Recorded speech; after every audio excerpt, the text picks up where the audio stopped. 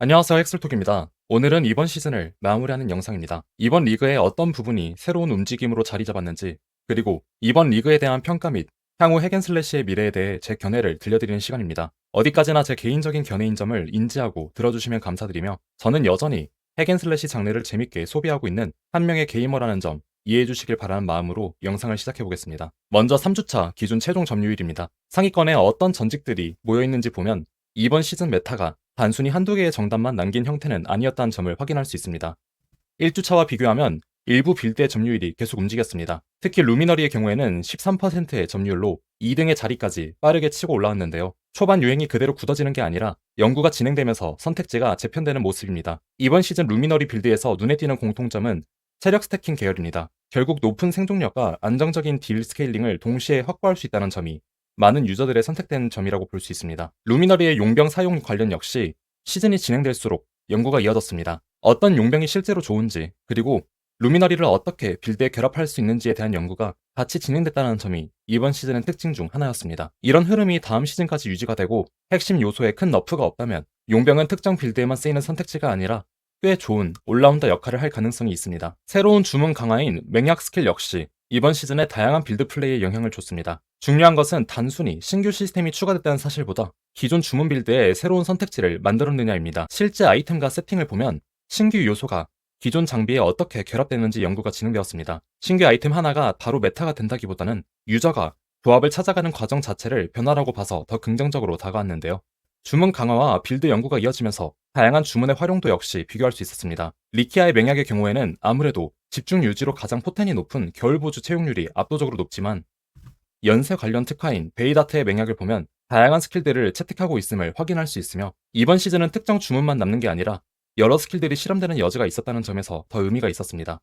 다음은 가장 높은 스킬 점유율 변화를 가진 스킬인데요. 천상의 단도는 매핑 효율이 좋은 스펠 빌드이면서 동시에 물리 기반 주문이라 전령 스태킹을 통한 스케일링 및 성소 스태킹 빌드 등 다양한 선택지로 많은 유저들의 사랑을 받고 있습니다. 이전에 역학 폭발이 보스와 매핑 둘 다 최대한 스케일링에서 올라운더의 느낌을 보였다면 이제는 천상의 단도 또한 새로운 올라운더의 대체제로 평가받을 수 있지 않을까 싶네요. 신규 아이템인 소화사의 진주 역시 빌드 스케일링 및 나만의 독보적인 빌드를 만드는데 좋은 모습을 보였다고 생각합니다. 신규 아이템의 성능 자체보다 무엇을 새롭게 해볼 수 있느냐가 기존의 장갑, 그리고 근단의 샤코, 렐리커리언의 패시브 등의 새로운 길을 열어줬으며 동시에 또 하나 눈여겨볼 부분은 새로운 도박성 컨텐츠가 되는데 특히 이번 리그는 유황을 통해서 한 번의 디바인으로 다양한 경우의 수를 확인할 수 있어서 이런 아이템에 디바인을 사용하는 게 조금 더 재밌게 다가온 것 같습니다. 특히 얼음세기 보조를 높은 레벨을 사용하는 금단의 샤코에 알맞게 후그의 좋은 옵션 2개로 구성된 소화사의 진주는 미러 단위에 거래되는 경우를 목격할 수 있습니다. 제 길드원들도 소화사 반지에 디바인을 사용하는 것에 매우 재미를 느끼고 있더라고요. 길드의 스펙업 확장의 여지를 재밌는 도박성 컨텐츠 아이템으로 풀어낸 좋은 결과물이라고 생각되며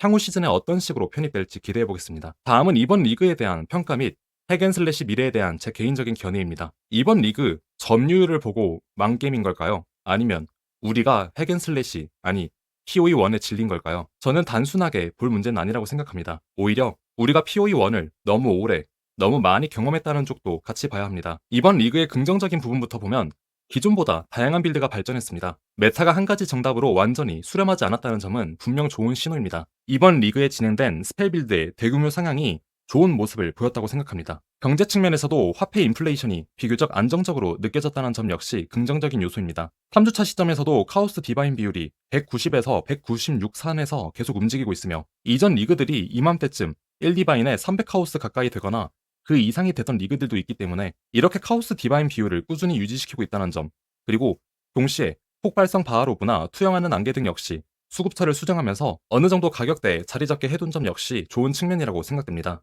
그럼 이번 리그 빌드도 다양해졌고 경제도 건강한 게 좋은 게 아닐까 하는데 긍정적인 요소와 반대로 드랍되는 게 맛이 없다는 이야기도 나옵니다. 그런데 이 문제는 단순히 드랍량을 늘리면 해결되는 문제가 아니라고 생각합니다. 왜 보상이 재미없게 느껴지는지를 봐야 합니다. 특히 심연 리워크의 보상 설계는 아쉬움이 컸습니다. 심연 리워크 초기 당시에 정말 루팅되는 아이템이 별로 없었으며 유저들의 민심을 보면서 GGG가 여러 차례 수정한 끝에 그나마 하나의 파밍 선택지로 자리 잡았는데요. 컨텐츠를 새롭게 만드는 것과 그 컨텐츠를 반복해서 플레이할 이유를 만드는 것은 별개의 문제라는 걸 보여주는 사례였습니다. 3주차 기준 동접 흐름을 보면 시즌 초반 이후 플레이어가 얼마나 남아있는지 비교를 할 수 있습니다. 여기서 중요한 것은 숫자 하나가 아니라 시즌마다 비슷한 하락 패턴을 반복하는지입니다. 저는 이번 리그가 잘 만들었냐, 못 만들었냐만으로 설명하기는 어렵다고 봅니다. POE1 자체가 이미 너무 익숙하고 비슷한 구조를 여러 번 경험했다는 점이 플레이어의 반응에 영향을 줬을 가능성이 큽니다. 이제부터는 조금 더 큰 이야기를 해보겠습니다. 이번 리그를 계기로 POE뿐 아니라 핵앤슬래시 장르의 전체 미래에 대해서 생각해봤습니다. 여러 핵앤슬래시를 직접 접하면서 반복해서 보게 된 현상이 있습니다. 바로 게임이 출시되는 순간부터, 아니, 출시되기 전부터 유저 커뮤니티에서 빠르게 분석되고 공략되고 있다는 점입니다. 핵앤슬래시는 이제 공략당하고 있습니다.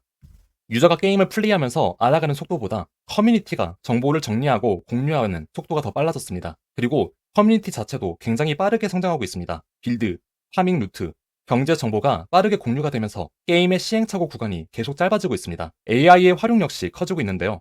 정보 검색, 빌드 정리, 번역, 데이터 분석 등 게임을 소비하는 과정 전체의 속도를 더 끌어올릴 가능성이 큽니다. 문제는 이런 속도에 맞춰서 게임사가 편의성까지 발전하지 않으면 안 된다는 점입니다. 유저가 이미 외부에서 해결하고 있는 불편을 게임 안에서 그대로 남겨두면 체감 피로로 커질 수밖에 없습니다.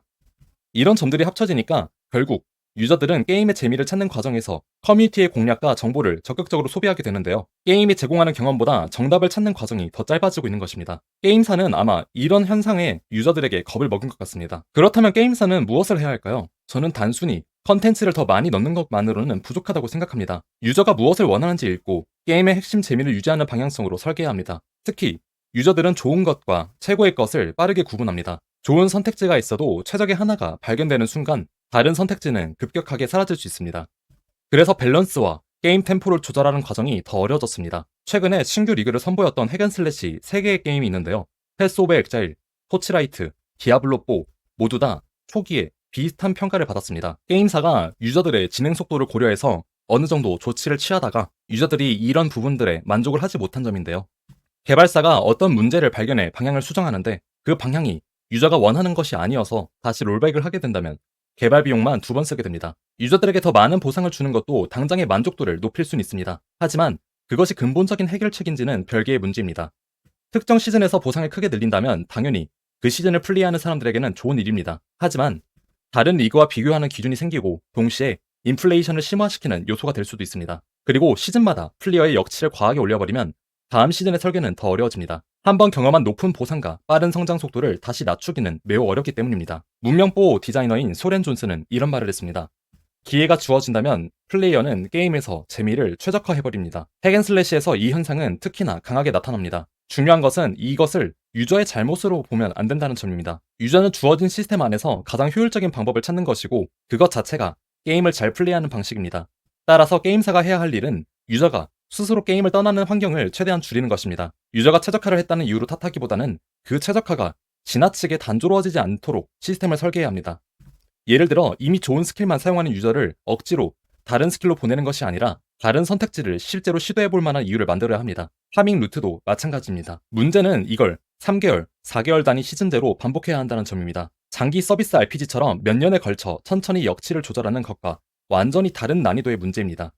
게다가 최근에는 유저의 진행 템포와 인플레이션까지 같이 고려해야 합니다. 유저가 콘텐츠를 소비하는 속도가 빨라질수록 개발사가 만들어야 하는 체감 콘텐츠의 양도 함께 늘어납니다.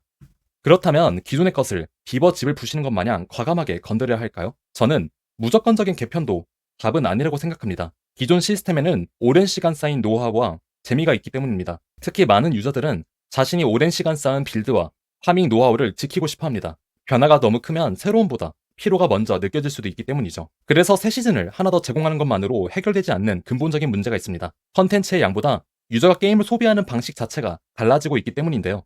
이런 관점에서 보면 POE2가 아직 상대적으로 유리한 부분이 있습니다. 정식 서비스 이전부터 새로운 경험과 꾸준한 컨텐츠가 제공될 것이라는 기대가 아직 플레이어들에게 존재하기 때문이죠.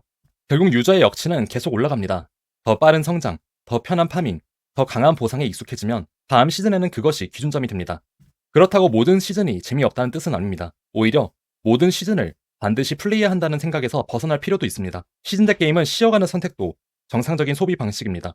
그리고 어떤 사람들은 효율이나 메타가 아니라 그냥 그 게임이 좋아서 플레이를 합니다. 이런 플레이 방식 역시 충분히 존중받아야 합니다. 제가 마지막으로 바라는 것은 하나입니다. 같은 게임을 하는 사람들끼리 선동하고 비난하고 조롱하는 분위기만큼은 줄었으면 합니다. 게임에 대한 평가는 달라도 사람을 공격할 필요는 없습니다.